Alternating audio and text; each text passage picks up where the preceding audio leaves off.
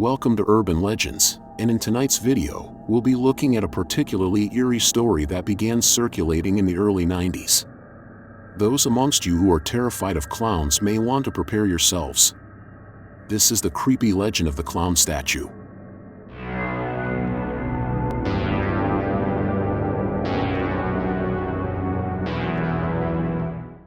Laura had been babysitting since she was 15, but even now she had a full-time job and was well into her 20s. She still took on the occasional job when she needed a little extra cash. This one was a favor for a friend of a friend, someone who said they'd just moved into town and were looking for someone reliable.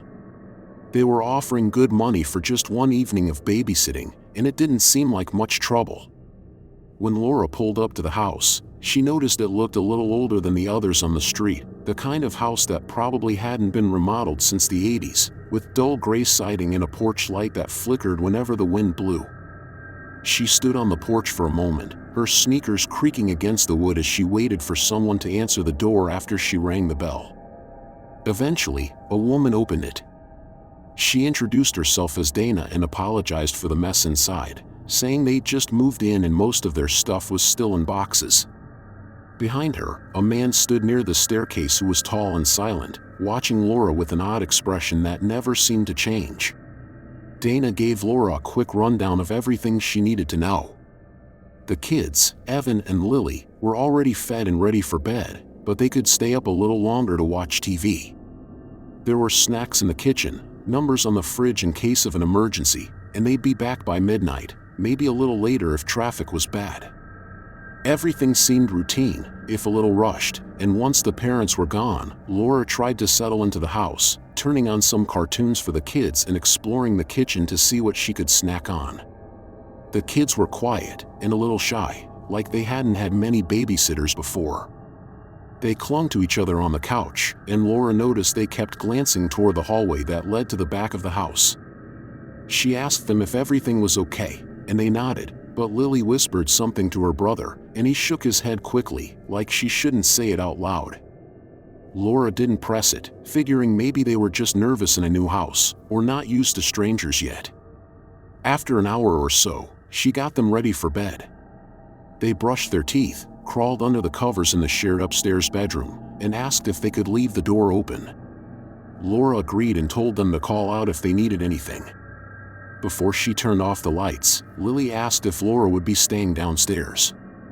Laura said she'd be in the living room, and Lily told her not to go in the room with the clown. Laura asked what she meant, but Evan said just to ignore her. Laura let it go, as kids had wild imaginations, and a new house could feel spooky when it was dark and unfamiliar. Downstairs, the living room was dimly lit by a single lamp. Laura turned on the TV and tried to relax, but the house had that kind of stillness that makes every creak feel louder than it should. She scrolled through channels without really watching anything, occasionally glancing at her phone to check the time. Around 10:30, she started to feel a little restless, like something wasn't quite right. It wasn't anything she could put her finger on, just a sense of unease that grew worse the longer she sat in the quiet. At one point, she got up to get some water from the kitchen, and she passed a doorway she hadn't noticed before.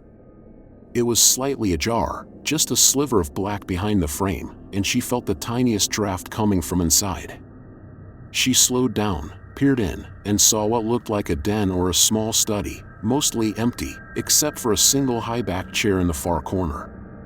And sitting in that chair was a clown statue. It was life-sized, maybe even a little bigger than life, and grotesquely detailed, with a wide painted grin that stretched too far. It was red around the mouth like it had just bitten into something raw, and the eyes looked too real, as they seemed to reflect the light in a way that made them shimmer. Its arms were resting on the chair's armrests, but the hands looked tense, like they might move at any second. Laura stared at it, feeling very uncomfortable, then shut the door slowly and made her way back to the kitchen. She didn't like clowns, and she didn't know why anyone would keep something like that in their home. Back in the living room, she tried to forget about it, telling herself it was just a weird decoration and everybody's taste was different. Some people collected strange things, and there was the possibility that it was a family heirloom. Laura couldn't shake the feeling that something was off though. She started to feel like she was being watched, like the air in the room had gotten thicker, and every so often, she thought she heard creaking floorboards, or maybe the whisper of movement in the walls. She held out for a while, but finally decided to call the parents, if only to speak to another adult.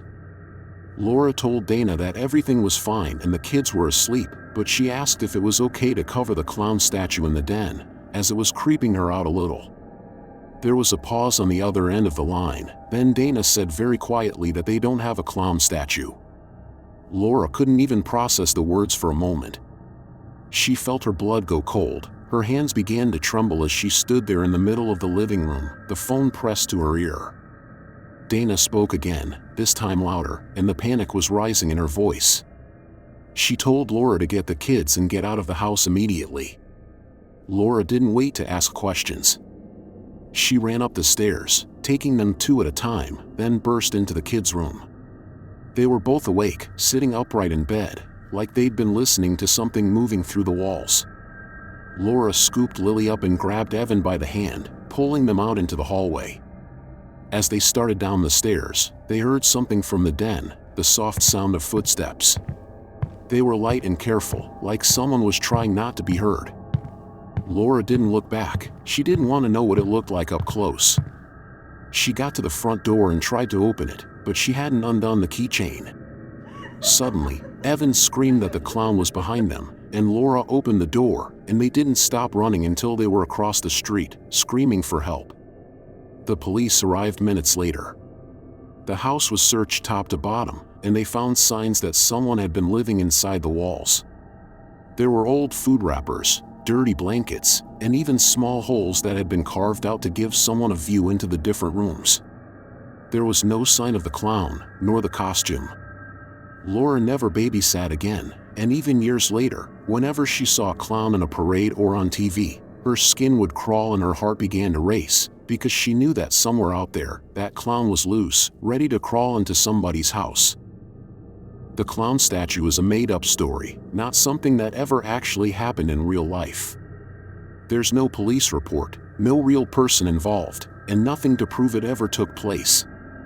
Like most urban legends, it's a fictional tale that spread through word of mouth and early internet culture, picking up speed because it felt just real enough to scare people.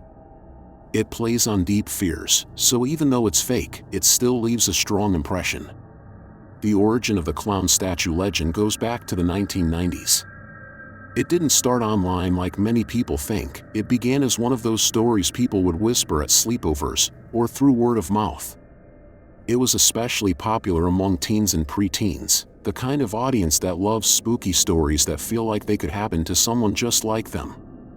Over time, it made its way onto the internet, where it found a perfect home on early message boards, email forwards, and eventually creepypasta websites. By the early 2000s, the story was everywhere. Different versions popped up with slight changes in detail. Sometimes the setting changed, sometimes the people involved were older or younger, but the core of the story stayed the same, that the clown statue wasn't really a statue.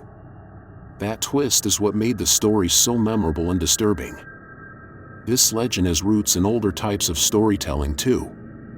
It echoes elements from earlier tales about intruders hiding inside homes, or stories where people don't realize they're in danger until it's too late. It also reflects cultural fears that were especially strong in the 80s and 90s, fears about trusting strangers, fear of crime in suburban neighborhoods, and growing unease around clowns in general, especially after real-life cases like John Wayne Gacy and the rise of scary clown characters in media. The story plays into something almost primal, the fear that something is wrong, but you can't quite put your finger on it. It's about feeling uneasy in your own home, about seeing something weird and brushing it off, only to realize later you should have trusted that feeling. Even though it's completely made up, the clown statue legend stuck around because it felt real to people. It slipped into that space between reality and fiction, where urban legends live. It wasn't true, but it could have been, and that's all it takes for a story like this to go viral, before viral was even a thing. What do you think about the clown statue urban legend? Let us know in the comments below, and don't forget to like and subscribe to the channel, turning on all notifications.